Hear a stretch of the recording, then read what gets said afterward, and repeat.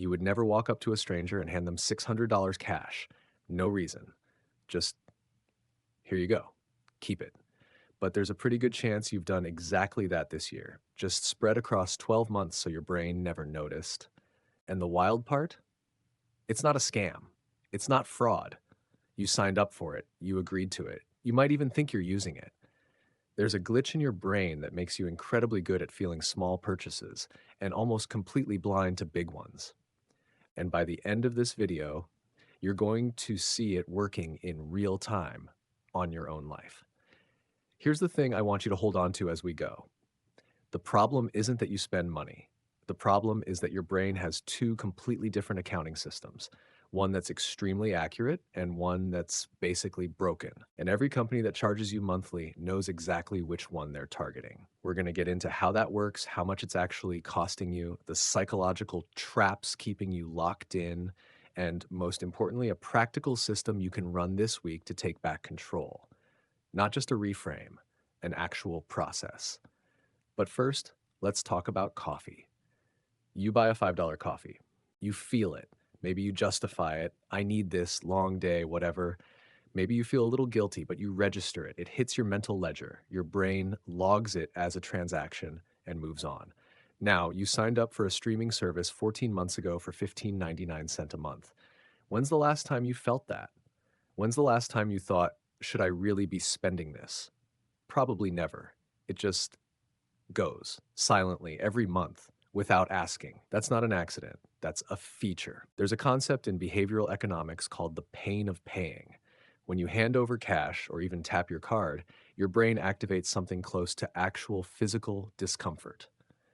Researchers at Carnegie Mellon found that cash transactions light up the insula, the same part of your brain associated with pain and disgust. That discomfort is a feature, not a bug. It's your brain's way of making sure you register what you're giving up. Subscriptions are specifically designed to bypass that response entirely. The payment is automated, invisible, and separated from the moment you actually consume anything. You're not pulling out your wallet when you open Netflix. The mental transaction happened weeks ago. Your brain doesn't connect the cost to the consumption anymore. And that disconnection, that's where the money disappears. Think about the last time you went to a nice restaurant and paid cash versus put it on a card. Studies show people consistently enjoy the same meal less when they're paying cash because the pain of paying is happening in real time right alongside the enjoyment. Credit cards and subscriptions work the same way, just more extreme. The further the payments from the experience, the less your brain associates the two, and subscriptions push that distance to the absolute maximum. Here's a quick exercise. Don't skip this. Think about your subscriptions right now. Not all of them, just the ones you can name off the top of your head. Music, streaming, fitness app, cloud storage, news site, software, maybe a meal kit, maybe a game pass, maybe 2 or 3 streaming services because somehow that happened. Got a number? Now multiply each one by 12. That $10 spot of Spotify becomes $120 a year. The $15 Netflix becomes $180. The $14.99 gym app you haven't opened since March, $180. The Adobe subscription you needed for one project, $600. The little $7.99 app you forgot you even have, nearly $100. That news paywall you signed up for during an election cycle, $130. The password manager, the VPN, the extra iCloud storage you bumped up 2 years ago, add those in too. Add them up. For the average American between 18 and 34, that number lands somewhere between $900 and $2,400 per year. Some estimates push higher, and surveys consistently show that people underestimate their subscription spend by 2 to 3 times. You thought you were spending $80 a month on subscriptions. You're probably spending $180. And here's what makes that worse. It's not just the money, it's the mental weight.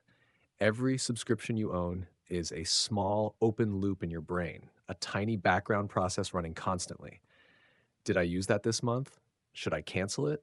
I'll deal with it later.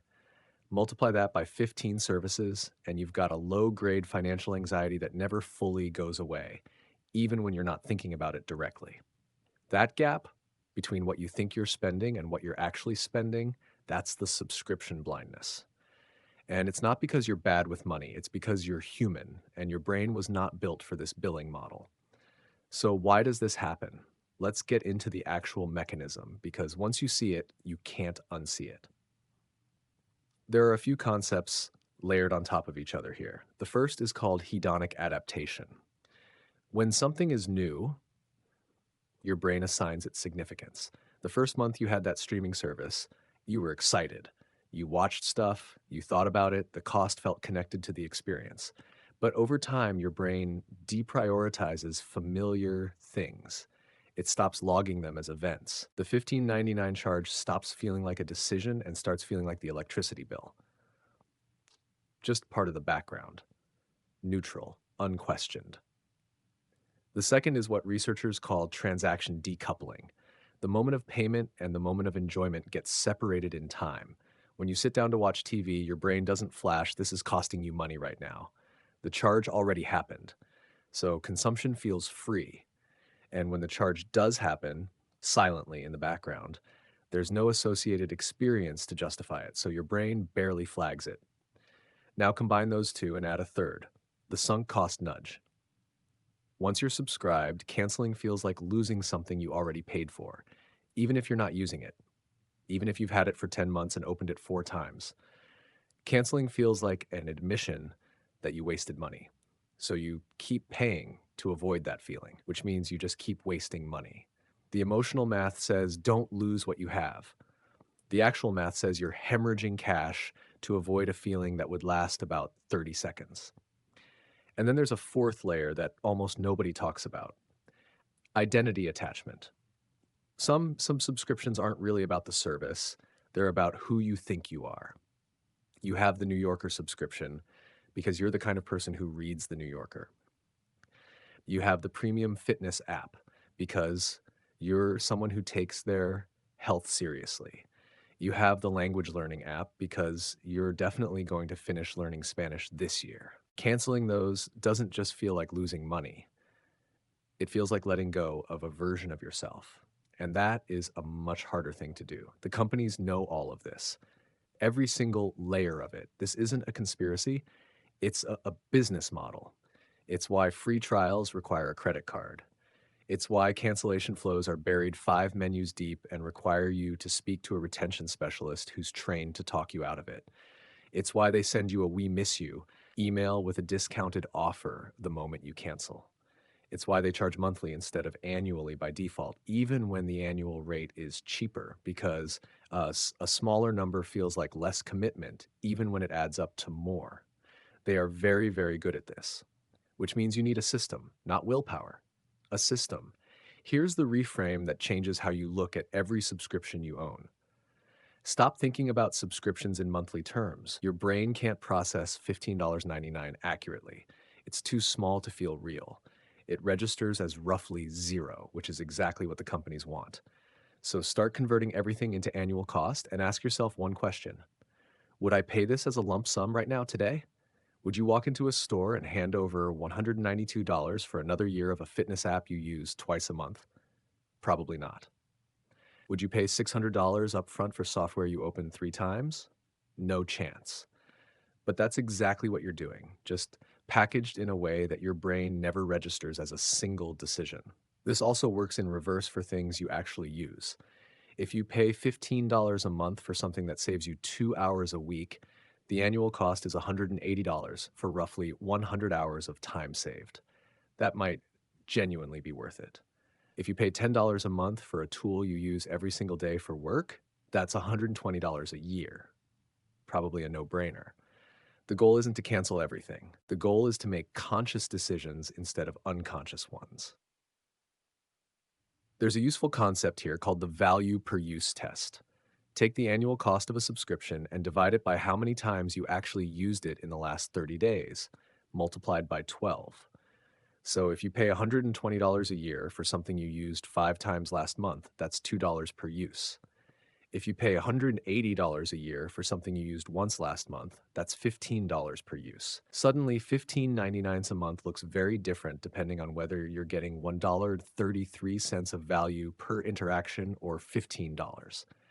Right now, your subscriptions are being chosen by default. The annual cost frame and the value per use test let you choose them by design. So here's what to actually do with this. Not theory, a real process. Set a timer for 20 minutes this week, just 20 minutes. Go through your bank and credit card statements for the last 60 days. Write down every recurring charge, not from memory, from the actual statements, because memory is exactly what these companies are counting on. You will find things you forgot about. Almost everyone does. A free trial that rolled over, a subscription you thought you canceled, a service a family member signed you up for 2 years ago that you've been passively funding ever since. Write all of it down, dollar amount, what it is, and when it charges. Now sort them into 3 buckets. Bucket 1, I use this regularly and it's worth the annual cost. Keep it. Maybe even upgrade if there's a cheaper annual option. Bucket 2, I don't use this, or the annual cost doesn't match the value. Cancel it this week, not someday, this week. Set a reminder right now if you have to. Bucket 3, I'm not sure. For these, set a 30-day trial. Actually track whether you use it. Put a note in your calendar 30 days from now to make the call. Not to reconsider, to decide. The hardest cancellations are the identity ones. The subscriptions you're keeping because of who you think you should be, not who you actually are right now. Give yourself permission to cancel those. You can always resubscribe when it actually fits your life. Future you is allowed to have different subscriptions than current you. Letting go of the aspirational version of yourself is not failure. It's just accurate accounting. One more thing before we close. Once you've done the audit, build a simple system so this doesn't happen again. A few things that actually work. Use a single credit card for all subscriptions. Makes them easy to track in one place and easy to cancel everything at once if that card gets replaced. Do a 10-minute subscription check every quarter. Put it on your calendar. 60 seconds per subscription, 4 times a year. That's it. When you sign up for anything new, immediately set a calendar reminder for 1 month before the next billing cycle. So if it's a free trial, you see the reminder before it rolls over. If it's a paid service, you check in before the renewal hits. And when you're evaluating something new, ask, would I still want this if the price doubled? If the answer is no, think hard about whether the current price is actually the right price for you, or whether you're just rationalizing a comfortable number. Here's what I want you to take away from this. You're not bad with money because you have subscriptions. You're human. Your brain is running the same hardware it was running 200,000 years ago, and it was not designed to track 17 recurring charges across 6 different credit cards. And the subscription economy is engineered at every level to exploit the gap between how your brain evaluates money and how money actually works. The coffee you feel because the transaction is immediate, physical, and tied directly to the experience. The subscription you don't feel because it's designed that way. The fix isn't to feel bad about it. The fix is to build a system that does the feeling for you. 20 minutes, 1 audit, 3 buckets. That's all it takes to go from unconscious spending to intentional spending. And that difference over a year, over 5 years, over a career is enormous. If this hit different than you expected, and if you want to go deeper on how your brain makes financial decisions and how to work with it instead of against it, there's more on this channel. No pressure, just more of this.